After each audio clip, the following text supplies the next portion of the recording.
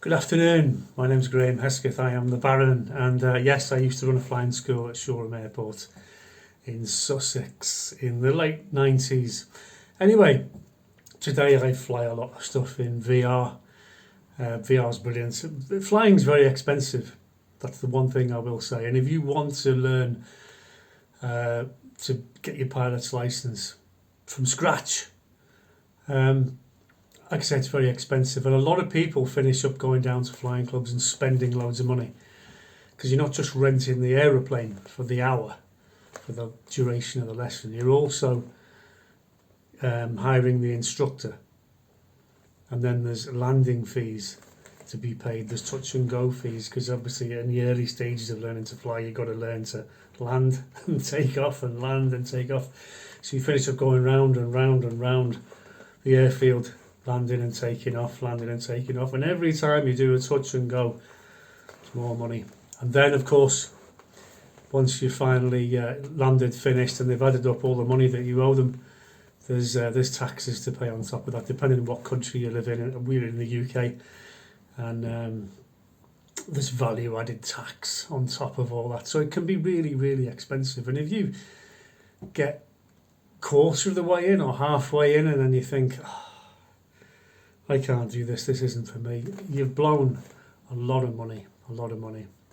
When I did my pilot's license back in 96, that's when I qualified, I must have spent £20,000. I mean, the actual PPL itself didn't cost that much, it was more like 6 or 7,000, but I wanted to do a lot more. I wanted to do aerobatics, I wanted to do not in instrument racing, and IMC racing, so you can fly in cloud, and IMC conditions. That's when it's raining and stuff, and the visibility is bad. So you can. It's different to an instrument rating. I wanted to fly at night, so I wanted to do a night rating. I wanted to fly multi-engine aeroplanes, so that's another rating. So I finished up spending about 20 grand, but I knew I wanted to do it. It was something that happened that I really. But we didn't have. Back in those days, we didn't have flight simulators as good as we've got today, because today we've got it in VR. Now, VR makes all the difference. I mean, for years I've had flight simulators. Microsoft Flight Simulator was the one we had. Little Cessna, and you've got your controlling your screen, and you want to look around, you're pressing buttons like this to look around, and it's all right. I mean, mainly it was good for instruments. You had your instrument panel up there, and you got your map out, and you doing instrument flying training, and that was great. It was really good. But today we've got VR. Now, when you put that VR headset on, you're in the cockpit. I mean, I've done most of my flying hours with the Cessna 172. Now, I put the VR headset on for the first time in the Cessna 172, and I'm looking around like this. I'm thinking, this is exactly the same. It's exactly the same. So what my recommendation is to people who are thinking, right, I'm going to go out and I'm going to spend a shitload of my hard-earned cash on flying lessons, my advice to you is do it in VR first. Okay, you can go through all the exercises. Now, this is a book, okay, it's called Trevor Tom's The Air Pilot's Manual Flight Training, okay. This book you can buy, it's by Airlife Publishing. This is what we used in the UK for flying training. They probably use them in other countries, I'm pretty sure they do. And inside this book you've got everything, all the flying lessons from the beginning to the end. And I covered it all on in Udemy. I did a Udemy course. I started off going right through the flying manual, right, and talking people all the way through every single aspect of flying. Now, when you're flying in VR or on a PC or on a one of the simulators, I was using X-Plane 11, but there's X-Plane 12s out now. There's Microsoft Flight Simulator seems to be the top one again now. It's free. All your flying hours are free. Instruction wise, you're a bit on your own. You know, you learn as you go along. What you learn, what kills you when you crash, and then you refer back to the manual. You think, the effects of airspeed and slipstream, and so you can read up on it. But it's important to get the book and read up and do every single exercise in the book. Okay, you could do my course. It's about 10 quid. I'm not pushing that, but if you look on Udemy, you can find it. And I went on to do loads of different, more complicated stuff, and no one was interested. Everyone was interested in the basic Learn to Fly one. That's the only one they were interested in. That's the only one that sold.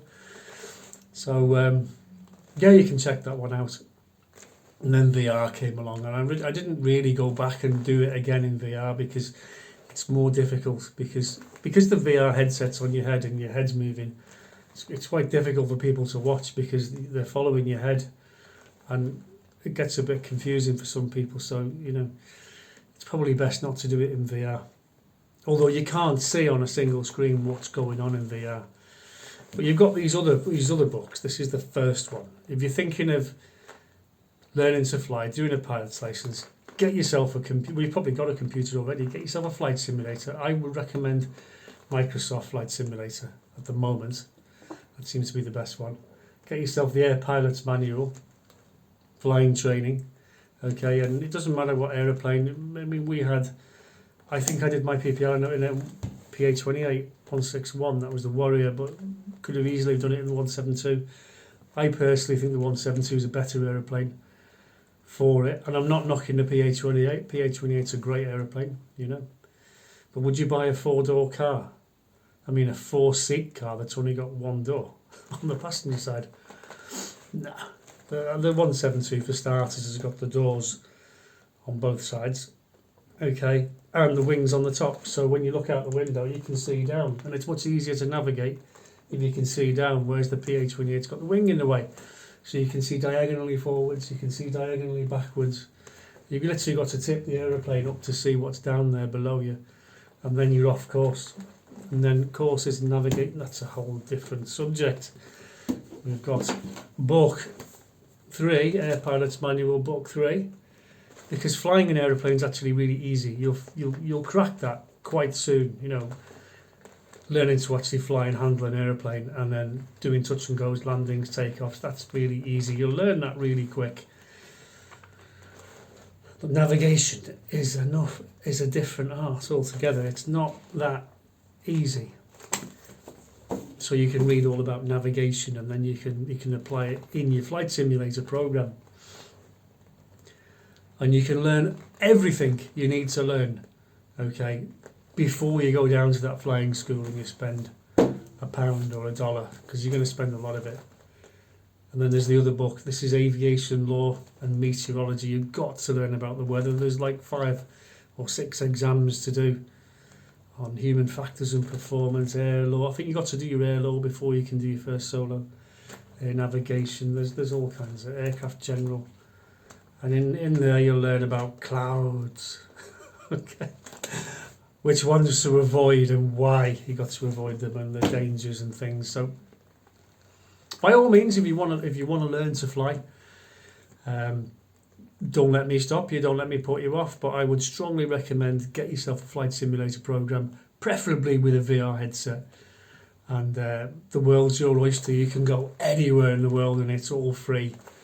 You're not going to be held back. And the beauty of the modern day flight simulator is you can do it in real time and weather wherever you are. I mean, I learned to fly in the south of England on the south coast, so going up and down the coastline, you're not going to get lost. But if you're in the middle of America and it's all flat for miles, hundreds of miles in all different directions, you are so going to get lost, okay, really quick.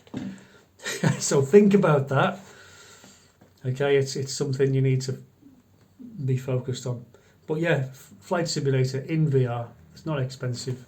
Get your VR. I got an Oculus Quest 2, and that was a couple of £100 up Main Street. I got some rudder pedals and the handlebars and a throttle quadrant off eBay second hand when I first started, and away I went. And it was never looked back. I've done thousands and thousands I've done more hours in VR than I've actually done in real life, and I can get to fly all kinds of things that I would never be allowed to get my hands on or breathe near. And I'm taking them up flying loads. It's great fun. So I would strongly recommend get a flight simulator in VR.